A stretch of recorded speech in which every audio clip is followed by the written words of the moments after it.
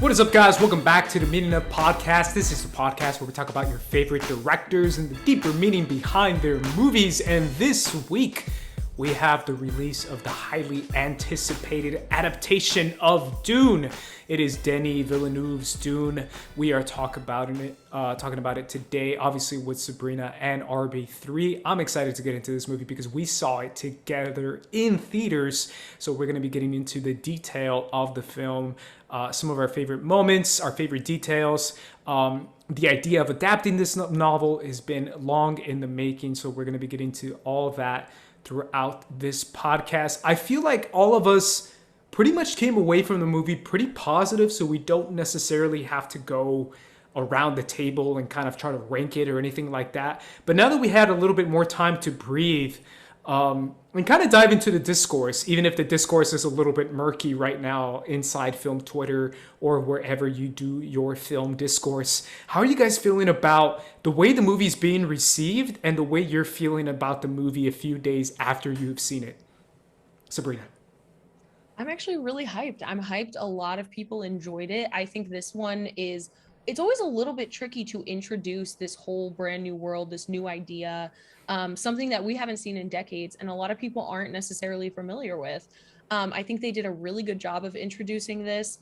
I still, a few days out, am really, really intrigued by the film. I'm intrigued to see what we're gonna see next, because this is only a really, really small portion of the first book. This was a lot of exposition. This is basically like a prologue as to what's to come. So the fact that, we have this crazy stacked ensemble cast, and I'm assuming we're getting into spoilers here, and so many of the characters that we were introduced to don't even make it out until the end. Absolute insanity. I'm excited to see who is casted next to play all of the people that we're going to see in the future. I think Denny really knocked it out of the park. RB3, how are you feeling about the movie now that you've gotten a chance to see it again, I believe, right? Oh, I only saw it once full through, and then I saw certain parts on HBO Max, just parts that I wanted to revisit. Overall is definitely an amazing film. It's definitely one of my favorites that I've seen of the year so far, and I think it does a tremendous job of making science fiction feel natural and like militaristic and tactile, and feel just like an evolution of like our current society. And I think we're going to talk about some of the deeper themes in the movie, and throughout the Dune book in general. But I think it's interesting its perspective on the oppressed versus the oppressor. And I think in the first movie, in the initial 1984 movie, and in the book, the prologue begins with like exposition, but they're kind of positioning the ruling class, the House of Tarkin, or is that what they're called? Not Tarkin. Tarkinen? What are they called? Harkonnen. Tarkinen. Gosh. The House of Harkonnen. They're positioning the House of Harkonnen as like the like ruly people who are going to come in and clean up the society. But in reality, in this, they kind of frame it as, at least from the perspective, they kind of start, the very first scene is from the perspective of Zendaya's character, who is from the feudal planet with the spices. So it gives you more of a perspective of like the oppressed, like from the very jump, and it's going to be showing you, at least to me, is showing you the journey of freeing yourself and being freed from like an oppressive system. So, or at least that's what I hope it's going to show. I hope that's what's going to show for. So I'm just excited to see that storyline continue. I'm excited to see what we spent a lot of time with the House of Harkonnen, but now we're going to spend a lot of time with the people on the planet of Arrakis, and see how this fight's going to play out in the second movie, hopefully. So, yeah, let's dive right into that, because I was kind of save that for the end. But let's start out with the actual themes inside the movie, inside the story. Full disclosure, guys, we are not Dune experts and Dune novelists. Super expert guys. I have never read the novel. I actually want to read the novel, but I don't feel like we necessarily have to read the novel to have an appreciation for the film. We are a film podcast, so we will be discussing the film as we took it in, because that's what we do for a film podcast. So let's talk about the movie and the themes itself and what Denny and Frank were introducing inside this movie. So I think my favorite part of this entire movie, as much as the spectacle is kind of what drives you into the story, guys, is the story. It really is the idea of imperialism, resources, taking over a planet, ignoring the native people of the planet, treating them like savages, treating them like subhuman, using your wealth and your power and your exploitation of their resources to kind of justify any actions necessary. It's almost the perfect idea of this capitalism who just takes over the planet and squeezes it until the very end. There's even that famous line from the Baron who says, "Squeeze because we need all the income we can get." And they say basically kill all the Fremen, who are the native people of Arrakis. And that's who the Harkonnen represent. And then when Atreides comes in, the Fremen still view them as an outsider who wants to take over the planet and take over the resources, which is what they want to do. So how do you guys feel about this theme of like powerhouse planets and houses and basically military families, which is what the Harkonnen and the Atreides represent, fighting over the resources of this planet? I'll start with you, Sabrina. Yeah, I mean, for a book that came out so many decades ago, I think these themes are still relevant, maybe even more so than ever. And I think it's really relevant to our future. And like, the thing that I love about science fiction in general is because how much we can take from our own society and see within this and see this kind of like dystopian world and the directions that people are heading, because this is all scenarios that I would 100% believe in could possibly happen. And something else that I love about Dune is the fact that it is very different from a lot of the science fiction works that we've seen lately. I mean, like it inspired so much, but at the same time, it doesn't necessarily have like the aliens or like any type of like crazy creature. Even like the animal we see is like a little like mouse type of creature that looks like Despero from the Tales of Despero, that like, but the sandworms as well. But nothing that's too like crazy or out there. This definitely feels like pretty much so like grounded, and it's stuff that I could see. So I think they did a fantastic job of nailing that throughout these characters. And also like the coming of age aspect of it all with Paul.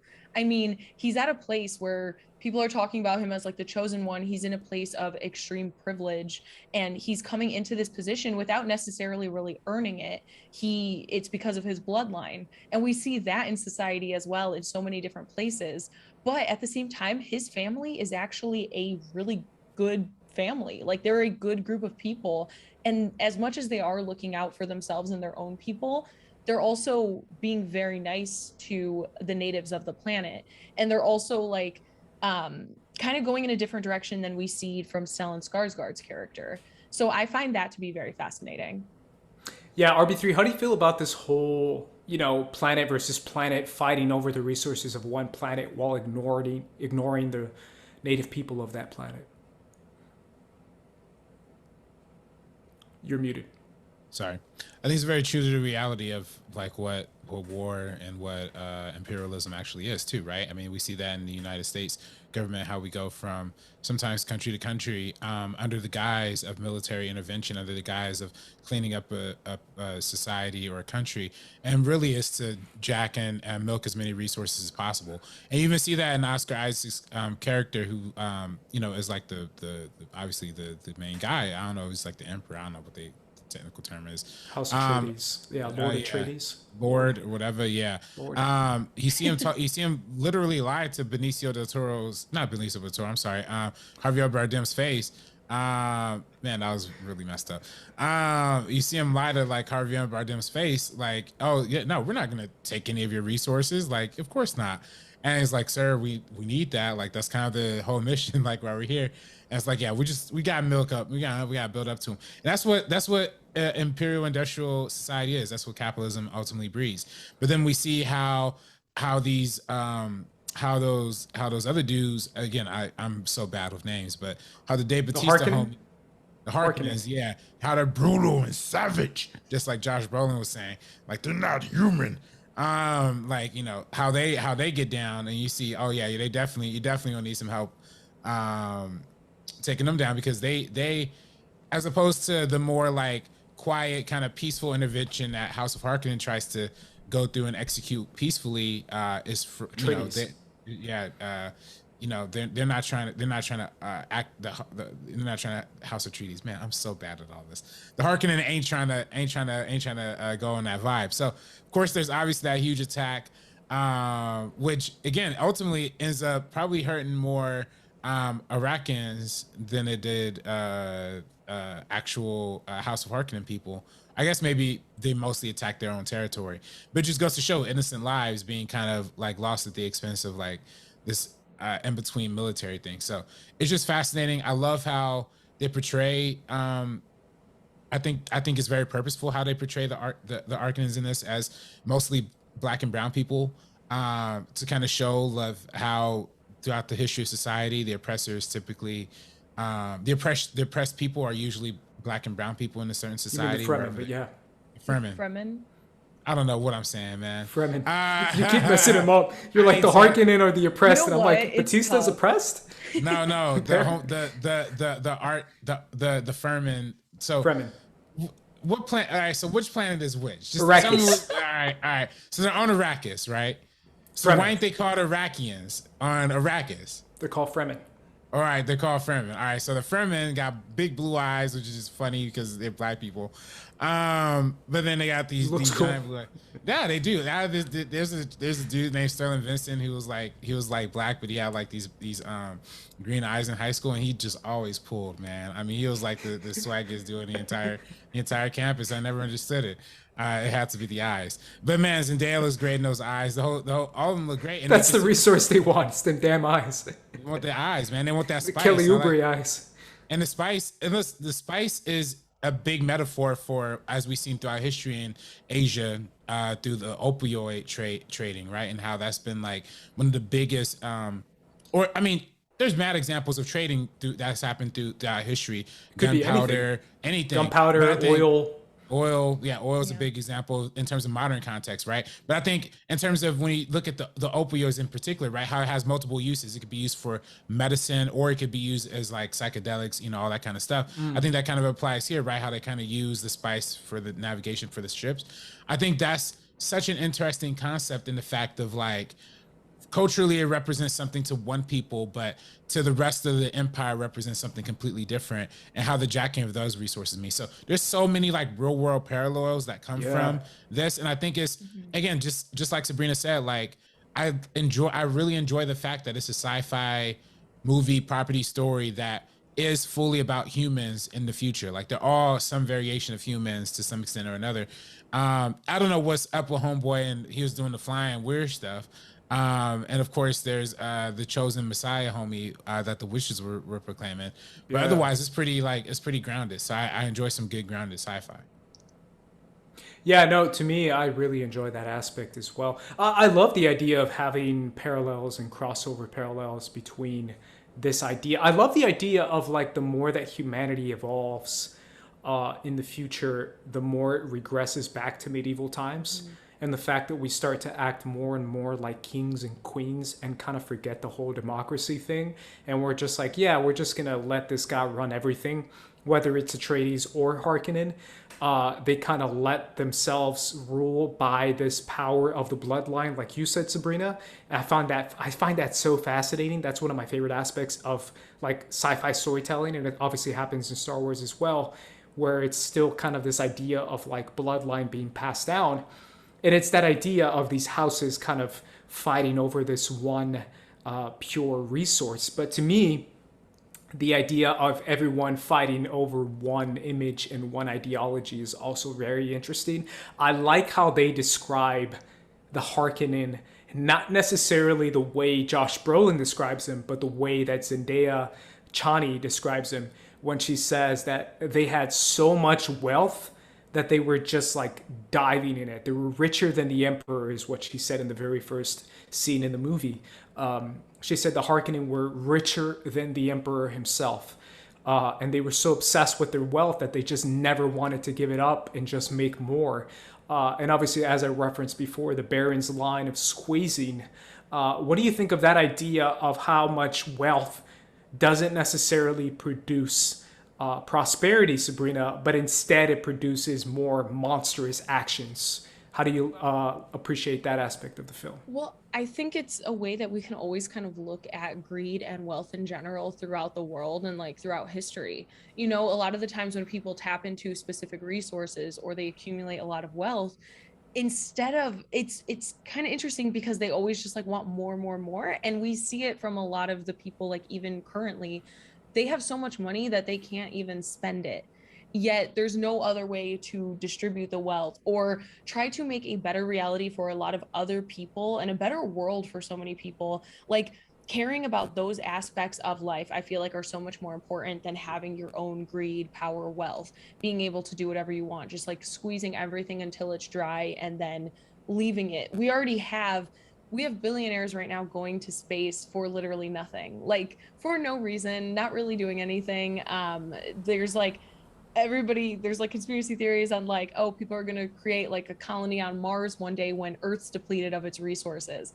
And it's just crazy how with our like rising sea levels and stuff like that, instead of putting the money towards something that could help us in present day, we're already looking for ways to escape because what we have created throughout society and throughout history of our own home. So yeah, I feel like the way that they kind of explore that is so interesting. And then also like the fashion, I know this has nothing to do with that, No, it's but I beautiful. love the fashion in so much of It's this. I gorgeous. think Lady Jessica looks incredible, but also definitely very like Yeezy runway at the Ooh, same time, love it. right? It's beautiful. Like Yeah. I think it looks great. I think it fits in with the story very well. But at first, it was definitely a little like, I don't know. I was looking at Timothy Chalamet's shoes, and I'm like, I don't know. That's some Yeezy runway stuff. I think the costume department absolutely killed it. I Also love the the idea. technology they've created to kind of like acclimate to their surroundings and their Yeah. climate, I think is so interesting. And like, yeah, seeing the state of that planet and everything that happens where like people can't even be outside during the day. There's specific times that are the best. You have to recycle your own sweat, your own tears, or whatever it may be for some more water. it's it's just it's very jarring because it's so close to our reality in such a hard to swallow dystopian way. But like people buy bottled oxygen, like not like oxygen in like a tank or anything like that, but like in like a spray can that you could put up to your mouth. And it's like, this is something that we have here, but our resources are so shot in certain areas, and only rich people can purchase something like that. You have to be wealthy to in order to do so. So it's kind of forgetting some parts of society and some people in it. Yeah, no, I love that idea. And I love the idea of like, there's so many themes in this movie. And even if it's like a little sprinkle here and there, it's still really interesting that's why I would love to eventually read the book, which I will. I'll probably end of the year, I'll read the book. But the idea, kind of like what I said before, that the Harkonnen are the richest, and instead of being the most prosperous utopian society, they're kind of the opposite. They're the most brutal, most rural, most like old school medieval, like disgusting society, because they're just so focused on making the most money, and making the most money means killing the most people. And because that's what it is, because the less people they have, the less people they have to share with, so they don't worry about the Fremen or sharing with the Fremen. They just kill them if they get in their way, and they use their heavy machinery and their weapons to do that. And I kind of like that idea of like, the richest people are actually the most disgusting, which is the Harkonnen, and the poorest people and the people who just live off the land might be the most powerful, and we don't even know because we kind of ignore them. And that's why I like the idea of the Atreides family coming in and saying, hey, let's try a different way. If we can cross the bridge, if we can make some sort of alliance with this people, maybe we can harbor a different kind of power. And I love the idea that Oscar Isaac keeps saying sand power, sand power. But I really do appreciate sand power, because I really did feel that, because it felt like his idea of saying, hey, these people are beautiful, powerful in different ways that we don't even comprehend. And instead of fighting them and suppressing them and not understanding their ways and their culture, let's make an alliance with them. And that's what he instills in Timothy Chalamet's Paul character. And that's why I love the idea of different families and different houses in the Atreides house, kind of allowing different cultures to come in, which is what the Lady Jessica represents, which is the Bene Gesserit, with the Bene Gesserit representing faith, religion, powers, mysticism, all this kind of weird, crazy stuff, crossing over with this crazy military martial arts family, which is House Atreides. And he loves that alliance. I'm talking about Oscar Isaac's character, Leto, loves the alliance because he feels like it's the best of both worlds. And he says, this is perfect because we are one and we are the same, even though we come from such different backgrounds. How do you feel about the whole cross-cultural idea, RB3, in the movie? Well, I think is interesting. Well, for one, I think it's interesting. I'm a little interested by your interpretation of that, actually, because I don't think it's well, first of all, going back to the whole idea of like the Bene Gesserit representing like the religious faction of the society, of the empire in general, how they low-key like play a big piece in like the influence of it all. Like if you listen closely, they were the ones who made the request to send the House of Harkonnen. No, not House of Harkonnen. Atreides. House of Atreides to Arrakis. Yeah. They made the call to the Emperor to do that because the Bene Gesserit have been low-key mind controlling, mind manipulating people for the last 10,000 years, trying to figure out who was going to be this next like kind of Messiah, chosen one kind of figure-ish, right? So then when they actually stumble across him and he turns out to be the head of House of T, Atreides, I'm just going to call it House of T. House of T, when he ends up being the son of House of T, you know, he has all these extra special mind, military abilities, all this kind of stuff, on top of having his mom, who's been pretty much low-key conditioning him and grooming him to be this kind of Messiah-ish figure. It ends up leading to, you know, it's just interesting that it's kind of this book and this movie is kind of introducing this theme of like breeding a Messiah a little bit. Like instead of like the traditional hero journey myth, somebody kind of stumbling into that position, this is a story of somebody assuming that position, almost like them being told like, hey, your entire life, like low key has been devoted towards you hitting this goal. And now that you're here on this planet, like this is your time that you're supposed to hit it. So I think it's fascinating, but I do think it's interesting. I just want to get your opinion, Ace, because it's almost like the idea of like the chosen one, but almost like the idea of like him being like the lone, like almost like the white savior in the sense of having him being the chosen one to save this planet, how everybody's kind of bowing down to him, how even the house cleaner lady is like, oh my gosh, it must be you, like she brings a whole knife to the house and everything like that. Like, is that something that is a current sci-fi idea? Like that's not something that I don't know, maybe it's just me, I feel like that's a little bit dated, you know. I feel like that's something that's coming right out of 1960 sci-fi. Do you think that's a place in today's interpretation of science fiction? I don't know. Yeah, no, I think it's interesting, right? Because obviously I haven't read the novel. I interpreted it as these houses are set up the way they are for a reason, and that Harkonnen, Atreides, Bene Gesserit, the Emperor's house, all the other 10 houses or whatever, how many there were, are very much in the mindset of keep things the way they are. Keep things status quo. Keep things running on the same bloodline, in the same set, same House Harkonnen, same person, like almost like Lannister. You guys don't know Game of Thrones. I wish you did, but in Game of Thrones, the Lannisters and the Targaryens cross bloodlines. They straight up do incest because they want to keep their bloodline so pure that they literally marry brother and sister, brother and cousin, cousin and cousin, like cousin and uncle. Like there's a lot of incest in. There's a lot, but they do that because they feel like their bloodline is pure, and they feel like the purity of their bloodline is what makes them strong, and that's how they do it. And in this novel, that's the same way. I thought I was kind of vibing with it. That's how I was interpreting it, as like Harkonnen and Atreides, and that they wanted to keep everything status quo, and that Atreides or Leto and the Bene Gesserit wanted to take a risk and wanted to cross bloodlines because that in that world, in that universe, it's considered to be weird. Like you just don't make peace with the Fremen. You don't cross bloodlines with these people. You just don't do that. That's how I interpreted it. And that's why I felt like that was kind of cool, because it's the idea of like crossing cultures. It's the idea of like how I interpret myself as far as like Mexicano Colombiano. And I say I'm 100% Mexicano, I'm 100% Colombiano, I'm 100% Latino, 100% American. I have the ability to be everything that I am because of who my parents are. And it's whether they come from two different nations and have two different upbringings and two different ideologies, they can both instill in me whatever they want to instill. And then what comes out of me is my choice, my decision, but it comes from both my father and my mother.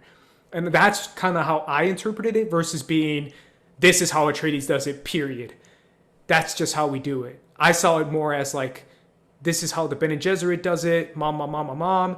And then dad comes in and he's like, yo, Atreides, we're gangsters, we kill stuff, this is what we do, but we also want to make peace, we're warriors, but this is also what we do, we got to be ready. And then you have Josh Brolin's character, and then crossing that over, having that mix of bloodlines allows opportunities for different ideas and different ideologies to be born, which is what comes in with the Fremen, which obviously he has the idea of making peace with the Fremen, which again is also the idea of crossing bloodlines and crossing cultures. So I don't know if that answers your question, RB3, but maybe that's why I thought it was kind of cool, because I was like, oh, it's like the idea of like, I'm coming from different cultures and different backgrounds, so I'm my own person, I'm my own being, but I'm also the best of every world. I'm the best of Mexico and Colombia, of the Middle East, and this other country, or, you know what I'm saying? Like, I love the idea of cultures coming together as one. Yeah, but I just wonder, I don't think it was organic though, and I don't think it was by any stretch of imagination organic to do that. Yeah, definitely not on the Bene Gesserit part. The Bene Gesserit definitely have their own, maybe on Leto's part, maybe on Oscar Isaac's part, but definitely not on her part. Right. I mean, also too, I also kind of feel like, and also this is just me, but I feel like this is just power with power too. Like it's like, one Atreides, like to me it's just like one, like a head white dude from here meets head associate from church here, and they get married, and then they have a Jesus baby. Like that's what the movie is essentially saying, right? Like, I don't know. I didn't take it like that, but I don't know. What do you think, Sabrina? I kind of see both. I feel like we didn't get enough of the story really yet. I agree with that too, because we don't know how it's going to end. Maybe because yeah. And I know the books. I don't know how closely they're going to stick with it or what their plans are going to be.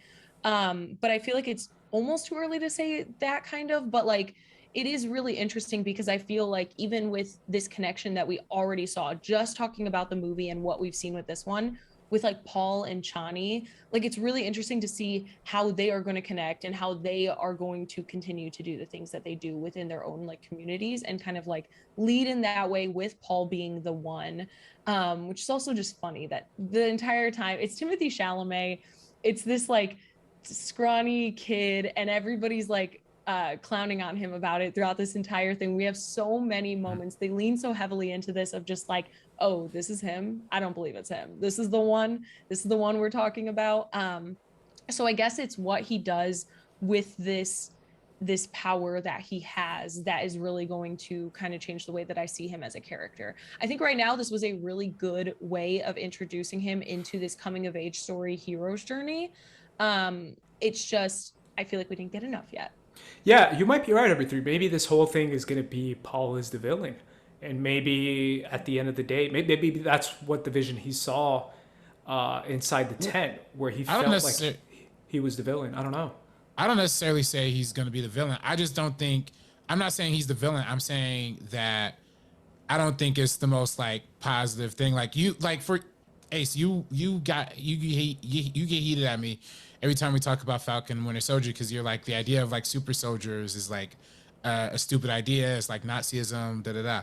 That's essentially what the Bene Gesserit like admitted to what they're trying to do. Like they sent out a bunch of dreams to a bunch of different people throughout the entire world, and seeing which one can catch and which one like actually has a vision that like they could set a path to. Like they say, like, we're gonna set you a path. Like this path has been set. Like we're gonna set you on the way towards following this Jesus.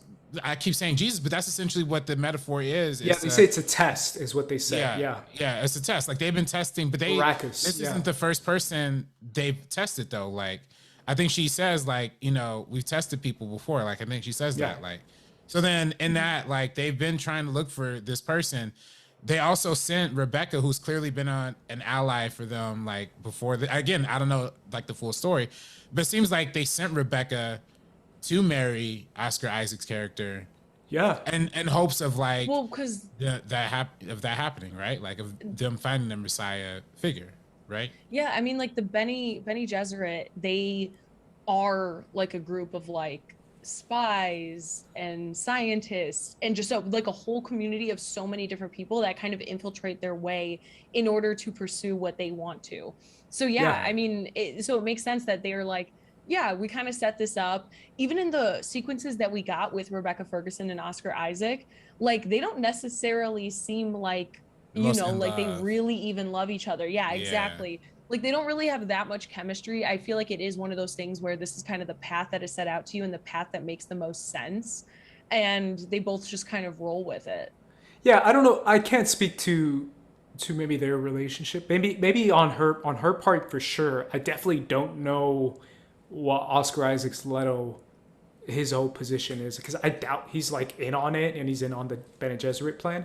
But it's definitely one of those things. Well, no, because he seemed like upset when he kind of heard about like some of the things that was happening. That's what I mean. Yeah, he's going through exactly. So I don't think so necessarily either. In on it, but I also don't. I also think it's one of those situations where she is a very strong, intelligent woman. And then he's like, all right, like I am this lord. I also want this like strong, intelligent woman who comes from this background, not necessarily thinking that this was her motive all along.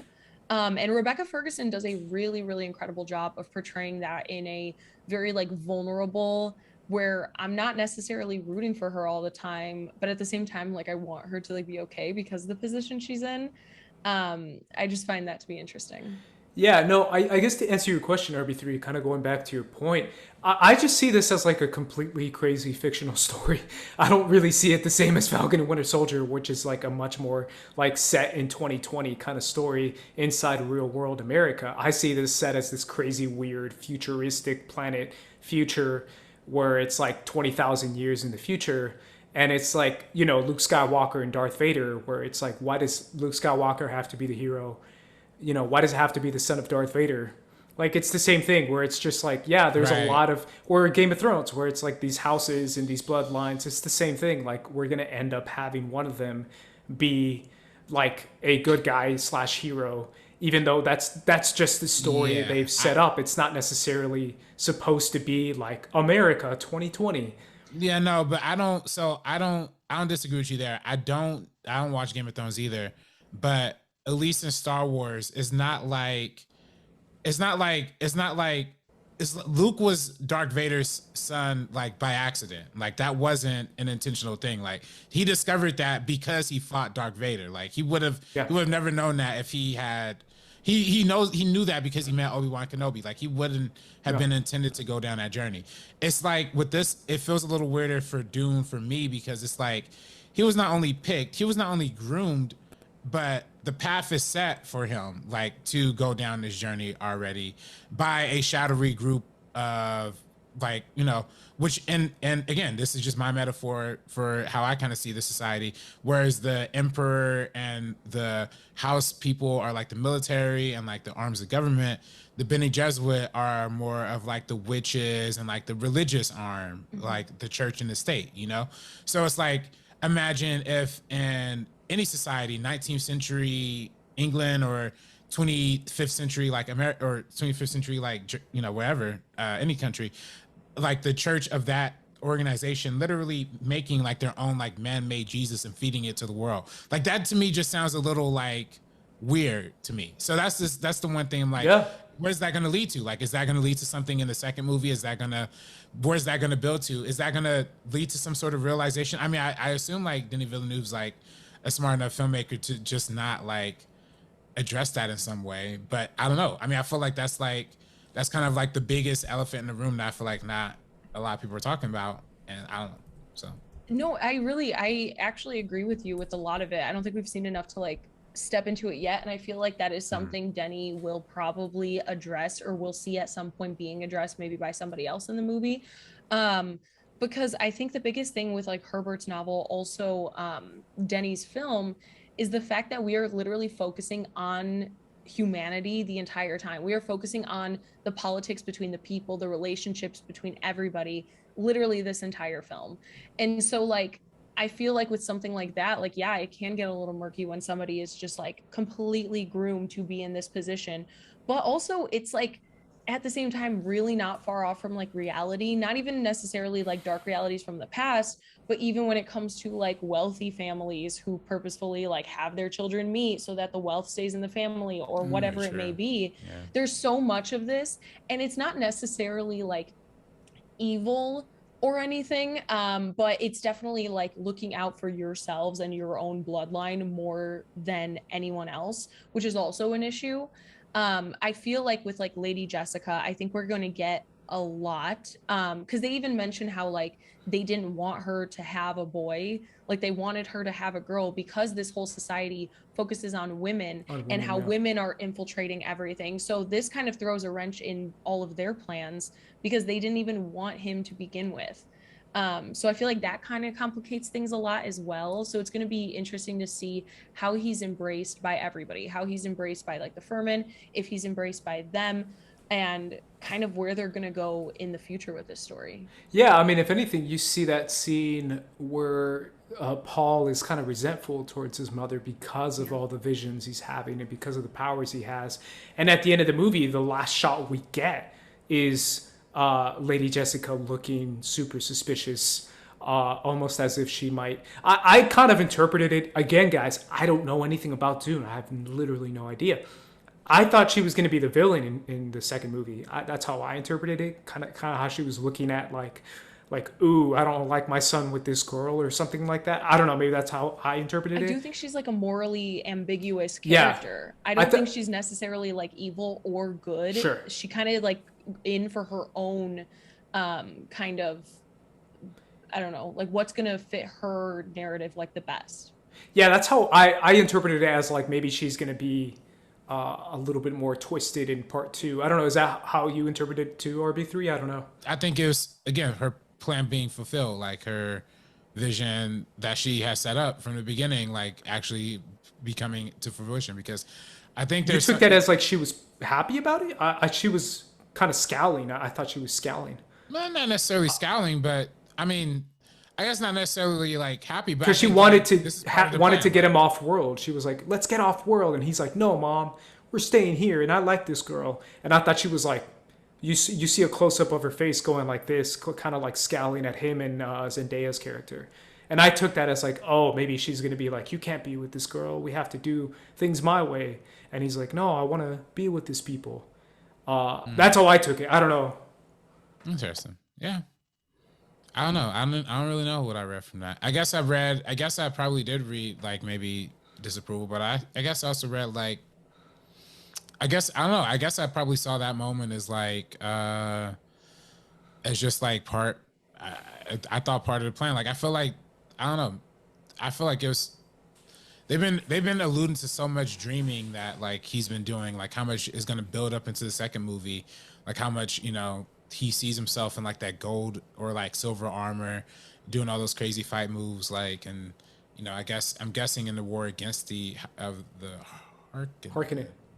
Yeah, I think like preparing for that war, fighting that war. Or Sardaukar, but still.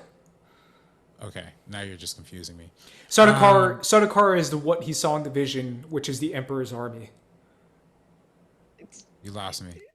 Yo, Dune, they did. How did I lose? So shocked with all of this. Like, genuinely, it is a feat with all of this stuff, all of this exposition that is constantly building upon itself. The fact that it has such high audience scores, when it is pretty complicated to kind of get into and to like really discuss, I think is pretty spectacular.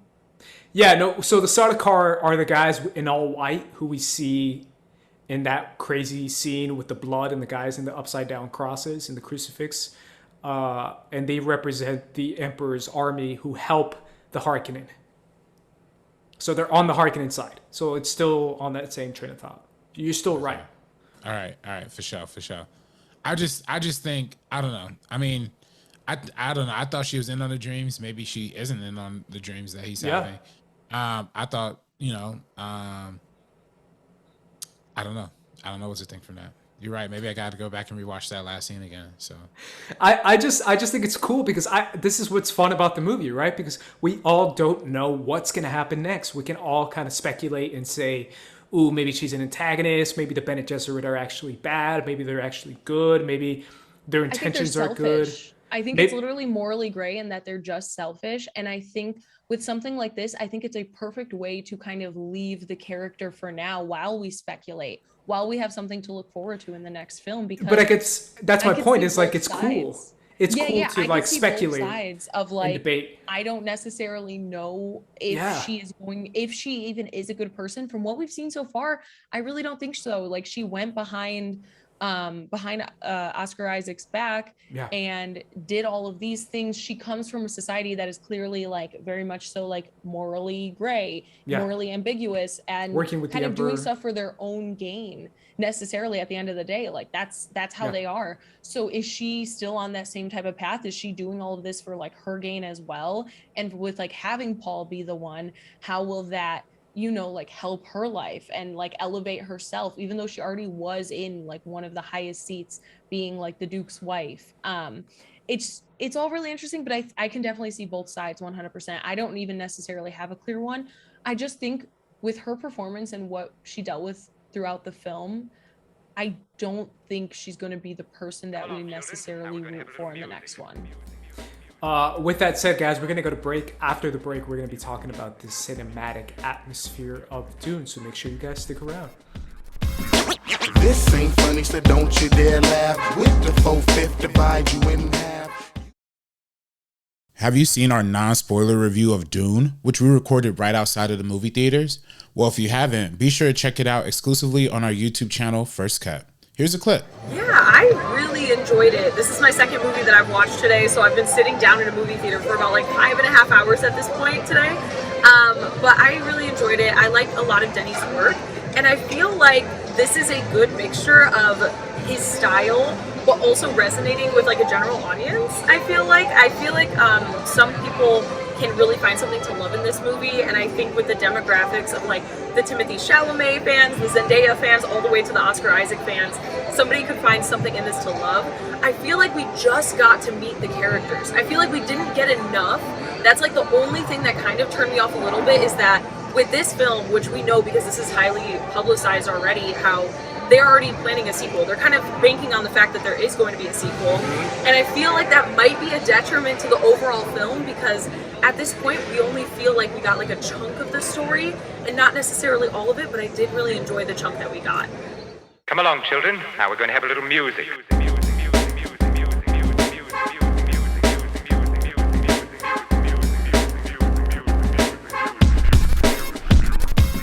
Alrighty, guys, we are back talking about Dune. We saw Denis Dune in theaters. Let's talk about the adaptation aspect of this film. I think what makes the movie...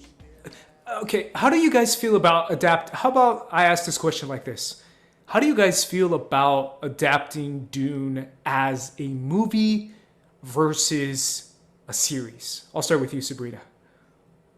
It is definitely a choice because Dune is very dense. There is a lot to cover. I think if we are going to put it into the hands of a good director like Denis, I think that's somebody that can definitely navigate through this story very, very well, especially knowing the fact that we probably have a sequel already in the works. They're kind of ambiguous on that. But if that's successful as well, we might see another one. Like I mentioned earlier, right at the beginning, we covered such a small fraction of this story that there is a lot more to kind of work with. But getting this exposition out of the way, I feel like sets us up for a journey with our characters that we've already been introduced to, we already really enjoy and like really admire. Even some of the supporting cast that we got with like Jason Momoa, and other people who didn't make it out of the film. I think we really enjoyed our time like meeting them and understanding more about their society and their culture, the way that they view everything. I think in a miniseries, you have a lot more room to work with. You're talking about more runtime right away. That's something that I think could have been a plus for this story. But with this first one that we already got, it makes me very excited to see what we're going to get in the future. And I think Denny can do a really great job at it. How about you, RB3? Do you feel like this could have worked better as a series? No, I don't think it would have worked better as a series. I like movies, and I think having a movie on this massive scale is important. I like seeing movies that are like TV is great, but TV could also be limiting. And even though we have great shows like Game of Thrones and all that kind of stuff, I don't it's not necessary for everything. Like I do think I think there's challenge to like adapting and slimming things down. I think there's also a lot of great mythology that could come from that as well. So I like the amazing amount of mythology that we get in this movie, but also like the scale that we could present it as on the big screen with huge effects, with tight lenses. Through sandworms. Like there's just stuff that is super cinematic to me, and just like I can't make it like the Lord of the Rings like original series, like how those books are dense and compact and have a lot of information, but it makes it so much richer when you're able to compress it and really trim down the fat. If it's a series of Dune, like it's gonna be 10 episodes, it's gonna feel like it's dragging for like 4 of them, and then we're gonna get to the end and we're gonna see what happens. But I think in a movie, or at least 2 or 3 movies, I think 2, they're going to do 2. I think with 2 movies, you can have an epic, cerebral, transfixing experience that with a beginning and an end that doesn't like have to be weird. You have to sit through for a bunch of hours. So. Yeah, I feel that, man. There's something about the big screen, there's something about the cinematic atmosphere that lends to this source material so well, which is why I love every aspect of film. To me is just an artistic choice. I'm just obsessed with this stuff, guys. Obviously, you guys know this. But like to me, like you said, Sabrina, every aspect of film is so purposeful and so beautiful, and it's art in its own way, which is why I love the costumes. I love the score. I love the visuals, the shots the cinematographer does. The VFX work is really, really well done. The crafting of this film, the shooting locations, so good. Look It's what cinema. happens when we create a sci-fi film that mixes visual effects and also practical sets. It's beautiful. And different pieces like that. It's lush, it's vibrant, it's alive. Like it's immersive. That was exactly what I was gonna say. We are 100% immersed into this world that does take place on our planet, but at the same time, we believe that it doesn't. They were able to create an environment that I feel like is so captivating with everything. The way when Timothée Chalamet is like putting his hands through the sand, the way that we like see the spice and things like that, it's just so beautiful. It's almost to the point, because we saw it in an amazing theater. Like I can't imagine the people that are watching like IMAX or different things like that. You are just thrust into this 100%. You are a character in the story because of the way that the score just elevates every single thing. There is so much score. It slaps. It slaps and 100%. It slaps you in the face. Literally. It does both. I love the mixing, bro. A lot of people are complaining about the idea of the score being so loud and just like screaming at you, but I love it. I feel like it's supposed to be screaming at you. Epic. It's supposed to like make you feel like, oh my God, Jesus Christ. Like you're supposed to be saying these things as you're watching it, because it is so loud and it is so emphatic and so over the top, intense, because it's supposed to create that atmospheric effect of a different world, a different planet, a different story that you've never seen before on screen being told.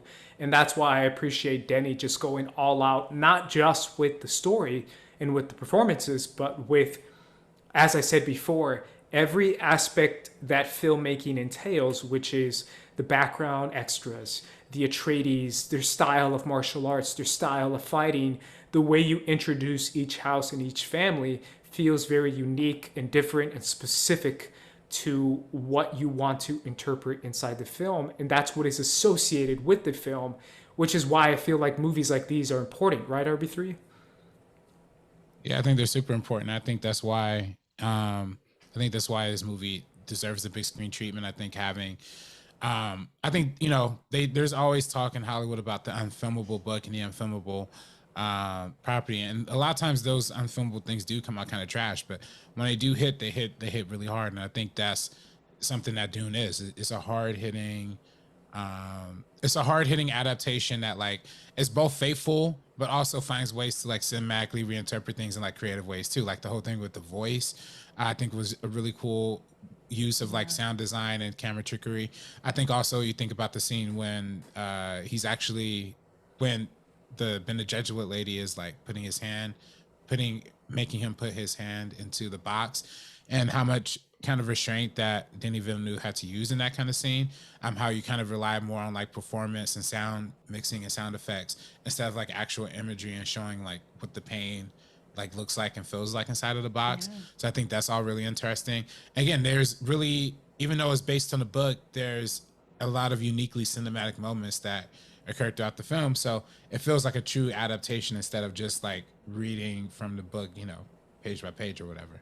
So yeah, I think the shock of seeing, I think that's the best word I'm trying to find, but I think the shock of seeing such strange outfits, strange scenery, strange different worlds feels refreshing to an audience member, because it makes you feel like you don't know what is going on, but you want to find out. You want to know who these people are, who House Atreides is, who the Fremen are, what the sandworm is, how it's introduced, how it's teased, and how the first introduction of the sandworm makes you feel the scale of how enormous and how powerful this can be. And it also introduces you who the Atreides are and how they view their workers and their people, when they were talking about the spice over the people. And they were like, dude, the spice is like 10 times more important. And he's like, oh, I'll save the 22 people. And they started to save them. But it also teases you with how powerful the sandworms are, which is a tease to the world building and the story structure of what Arrakis is. And I feel like that kind of stuff is so important for audiences who've never heard of Dune or don't know what Dune is, because unlike Superman, Batman, Spider-Man, and all these other properties that are really old and everyone has that idea in their head because they've seen the imagery, we've never seen the imagery, maybe besides the 1984 movie. This is Not kind like of this. Exactly, but this is kind of a lot of people's first interpretation of what it looks like, and I think that's a really important aspect of filmmaking, is to introduce people to different planets and different worlds that aren't just like, oh, that's Superman or it's Batman again, but it's this time it's a different Batman, and it's like it's something feels different. It just feels different. Also, I think it's really refreshing to exactly what you were saying, have this story with characters that most people probably don't really know. Like, even if you read the book, like, it's so different to finally just be able to see this on screen and to live in this world. Because, like, I love reading, and I haven't been able to reread Dune before I saw it. I meant to, but I think from what I remember of everything, I just think they did an absolutely phenomenal job with the casting and all the stuff that they were setting up in that book for like how somebody looked and like how somebody acted. They really captured that. And I think Denny took kind of what was introduced in the 84 film and then what we see in the book, and really like had like a perfect marriage of both of them, where it is still fun and we can still have like a good time while watching this, which we see through some of the characters like Duncan Idaho or other people like that. But at the same time, this is hard hitting, serious, relevant.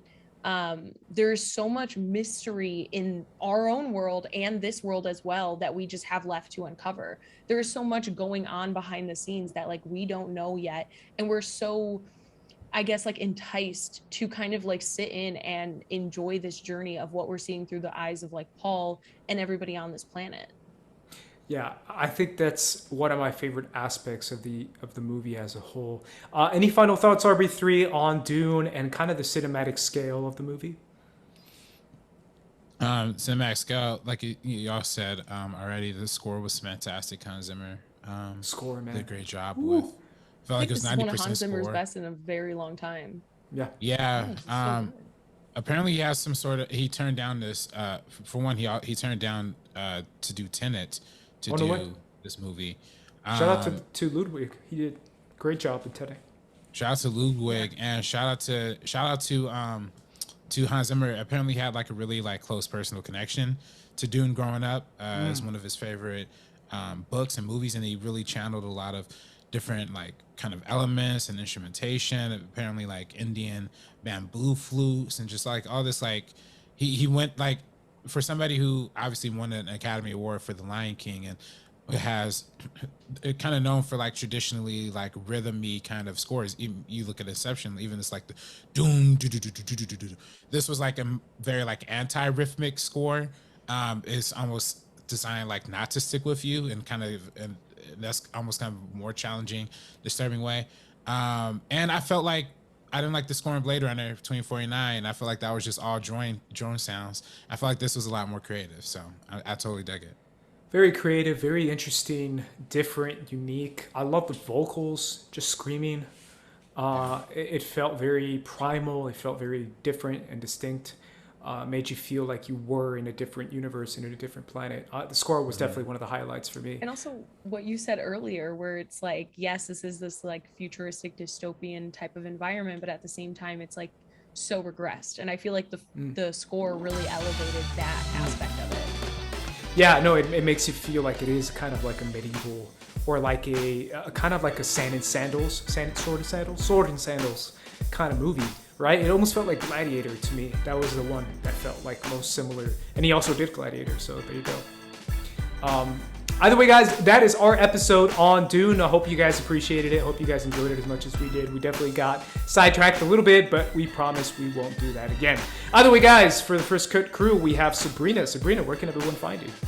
You guys can follow me on Twitter and Instagram at SabrinaXMonica, also on Twitter at SabrinaOnFilm. RB3. You can follow me on Twitter and Instagram at Director RB3. You find me at Swallow Race, guys. Follow us at First Cut TMO. Leave us a comment. Let us know what you thought of Dune in the comments down below. What did you think of the themes in the movie? What is your takeaway from the movie? Let us know in the comments down below. Either way, guys, for the First Cut crew, we're peacing out. Peace. Duncan, Idaho is the MVP.